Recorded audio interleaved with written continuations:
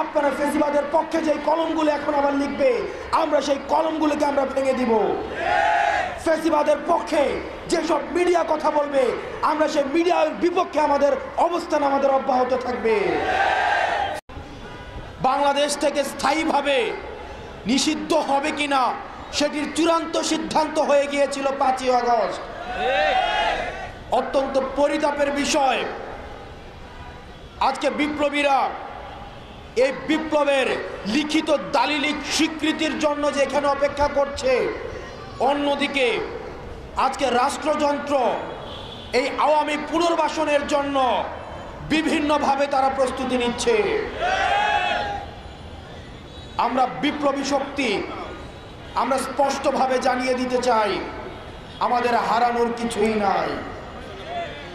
আওয়ামী লীগ বাংলাদেশে পুনর্বাসিত হবে কিনা সেই সিদ্ধান্ত এখন নতুন করে নেওয়ার কিছুই নাই। আওয়ামী লীগ বাংলাদেশের রাজনীতিতে পুনর্বাসিত হবে কিনা সেটার চূড়ান্ত সিদ্ধান্ত হয়ে গিয়েছে 5ই আগস্ট। সুতরাং যারা আবার নতুন করে আওয়ামী রাজনীতির পুনর্লিখন করতে যাচ্ছেন, আপনাদেরকে বলতে চাই, এই বাংলাদেশে আওয়ামী লীগের রাজনীতি পুনর্বাসিত হবে কিনা সেটা এখন প্রাসঙ্গিক আলাপ নয়, বরং আওয়ামী লীগের প্রত্যেকটা নেতাকর্মী ওয়ার্ড থেকে শুরু করে কেন্দ্র পর্যন্ত প্রত্যেকটা নেতাকর্মীকে তাদেরকে বিচারের আওতায় নিয়ে আসতে হবে। তাদের বিচার নিশ্চিত না হওয়া পর্যন্ত আবার যারা তাদেরকে পুনর্বাসনের কথা বলবে, তাদের উপস্থিতি ছাড়া যারা বলতে চাইবে যে নির্বাচন পার্টিসিপেটরি হবে না, আমরা ধরে নিব গত 16 বছর ধরে আওয়ামী লীগ যে জাহিলিয়াতের রাজনীতি বাংলাদেশে কায়েম করেছিল, সেখানে তাদেরও ইন্ধন ছিল। আজকে আমরা তরুণ প্রজন্ম, আমাদেরকে রাস্তায় নেমে আসতে হয়েছে, আমাদেরকে রক্ত দিতে হয়েছে, আমাদেরকে ভয়কে জয় করতে হয়েছে। কারণ আমাদের যে দুর্বৃত্তায়নের রাজনীতির সংস্কৃতি, আমাদের যে প্রতিহিংসার রাজনীতির সংস্কৃতি, সেটি আমাদের তরুণদেরকে আশাহত করেছে যুগের পর যুগ।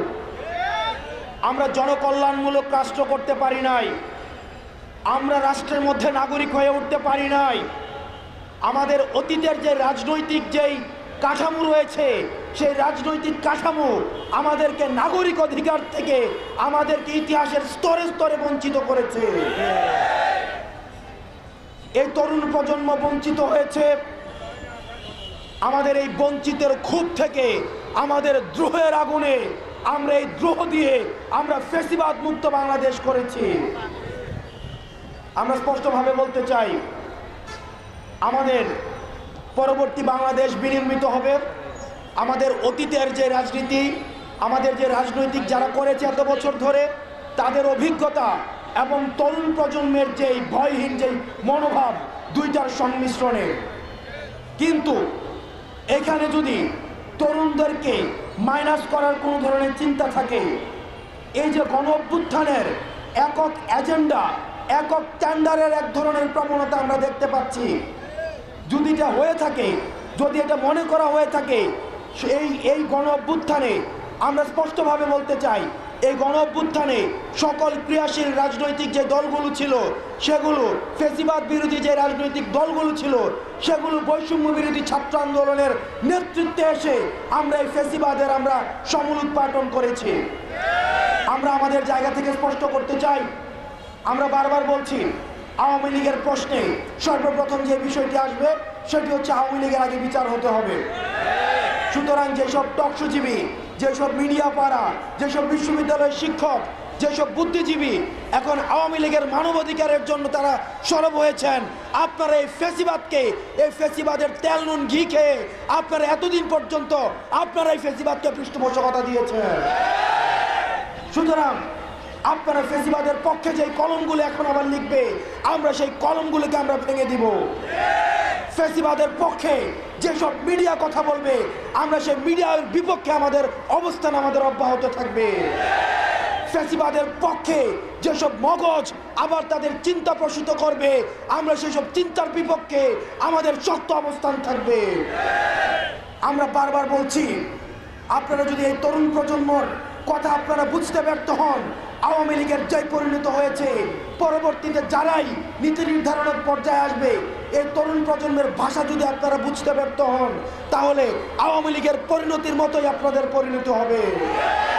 সুতরাং ফ্যাসিবাদ বিরোধী প্রত্যেকটি রাজনৈতিক দলের এবং বৈষম্য বিরোধী ছাত্র আন্দোলন এবং ফ্যাসিবাদ বিরোধী যেসব মনস্তাত্ত্বিক যেই ধরনের আমাদের চিন্তা রয়েছে, সবগুলি সংমিশ্রণে আমাদের পরবর্তী বাংলাদেশ বিনির্মাণ করতে হবে এবং এই প্রত্যেকটি জিনিসের লিখিত দালিলিক স্বীকৃতি আমাদের এই প্রক্লেমেশনের মধ্য দিয়ে দিতে হবে। আমরা 15 তারিখ পর্যন্ত আমাদের আলটিমেটাম ছিল, আজকে 14 তারিখ, আজকে গণসংযোগের পরে আমরা 15 তারিখ পর্যন্ত সরকারকে সময় দিয়েছি। এই অন্তর্বর্তীকালীন সরকার কমিটমেন্ট দিয়েছে আমাদেরকে রাজনৈতিক ঐক্যমত্যের ভিত্তিতে আমাদের এই প্রক্লেমেশন অফ রেগুলেশন সেটিকে স্টেট থেকে এন্ডোর্স করবেন। অত্যন্ত দুঃখজনক বিষয় হচ্ছে এখনো পর্যন্ত আমরা কোনো দৃশ্যমান কোনো পদক্ষেপ আমরা দেখি নাই। আমরা যাদেরকে উপদেষ্টা বানিয়েছি, আমাদের প্রতিনিধি হয়ে যেসব উপদেষ্টা সরকারে গিয়েছে, আমরা আপনাদেরকে বলতে চাই, আপনারা আমাদের প্রতিনিধিত্ব করছেন। আপনারা যদি কোনো কারণে মনে করেন যে আপনারা প্রক্লেমেশন দিতে এবং জন আকাঙ্ক্ষার প্রতিফলন ঘটাতে আপনাদের রাষ্ট্রীয় কোনো বাধা রয়েছে, সেটি আপনারা জনগণের সামনে প্রকাশ করুন।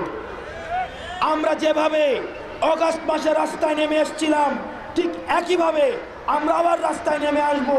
এই প্রক্লেমেশন দিতে আপনাদের বাধা কোথায়, কারা বাধা দিচ্ছে, কোন ডিপ স্টেট আপনাদেরকে বাধা দিচ্ছে, সেগুলো আপনারা জনগণের সামনে প্রকাশ করুন।